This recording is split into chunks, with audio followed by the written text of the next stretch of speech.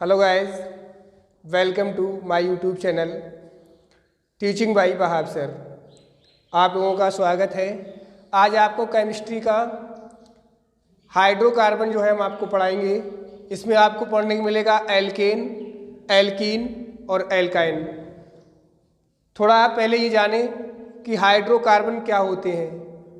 तो वे कार्बनिक यौगिक जो हाइड्रोजन और कार्बन से मिलकर बने होते हैं हाइड्रोकार्बन कहलाते हैं, या वे ऑर्गेनिक कंपाउंड्स जो हाइड्रोजन और कार्बन से मिलकर बने होते हैं हाइड्रोकार्बन कहलाते हैं। इनमें आपके आते हैं, एक एल्केन होता है, एक एल्कीन होता है और एक एल्काइन होता है। जो एल्केन होता है इसे हम पहचानने के लिए सबसे अच्छा और सादा तरीका जो है सिंपल, वो ये है कि कार्बन के बीच अगर सभी बॉन्ड सिंगल बॉन्ड हैं, एकल बॉन्ड हैं, एकल बंध हैं, तो वो एल्केन होगा। और जिसके अंदर किसी भी कार्बन के बीच द्विबंध या डबल बंध जो है पाया जाता है तब वो एल्कीन होगा। और जहाँ कार्बन के बीच, कार्बन और कार्बन के बीच त्रिबंध, ट्रिपल बॉन्ड अगर पाया जाता है तो वो एल्काइन होगा। एल्केन में सभी बॉन्ड सिंगल होते हैं, एल्कीन में कहीं ना कहीं आपको डबल बॉन्ड मिलेगा और एल्काइन में ट्रिपल बॉन्ड मिलेगा। इसका जो संकरण होता है, हाइब्रिडाइजेशन होता है, वो एल्केन का sp3 होता है, यानी कि इसके अंदर जो ऑर्बिटल्स होती हैं वो एक s होती है और 3 p होती हैं। एल्कीन के अंदर एक s होती है ऑर्बिटल, 2 p होती हैं, इसीलिए हम इसका हाइब्रिडाइजेशन sp2 कहते हैं। और जो आपका एल्काइन होता है उसके अंदर एक s होती है और एक p होती है, इसीलिए इसका संकरण या हाइब्रिडाइजेशन sp होता है। हम कुछ इस तरीके से एग्जाम्पल लेंगे। अगर हम देखें एल्केन का जो एग्जाम्पल है वो सबसे अच्छा मेथेन है। मेथेन जो है इसका फार्मूला CH4 होता है। हम जानते हैं कार्बन के अंदर बाहरी कोश में 4 इलेक्ट्रॉन होते हैं। कार्बन के बाहरी कोश में 4 इलेक्ट्रॉन होते हैं। ऑक्टेट का रूल ये कहता है कि जितने भी एलिमेंट हमारे जो केमिस्ट्री में अब तक जो है देखे गए हैं वो ऑक्टेट के रूल को फॉलो करते हैं।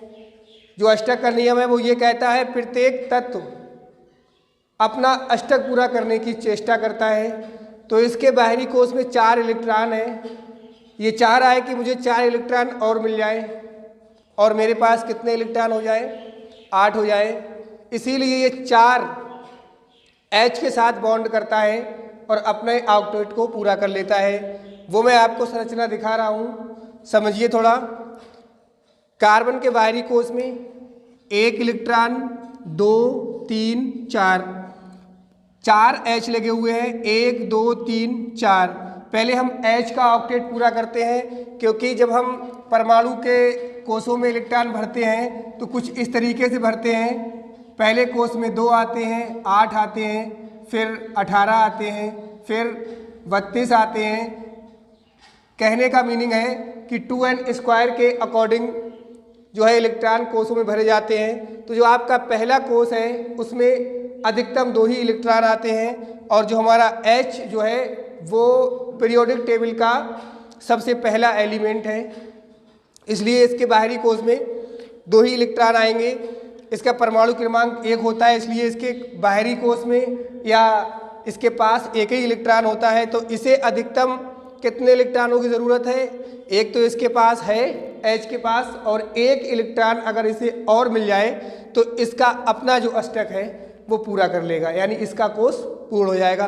तो देखिए ये H का एक और एक कार्बन का, ये इसका पूरा हो गया, ये इसी तरीके से इसका पूरा हो गया, ये इसका पूरा हो गया और ये इसका पूरा हो गया।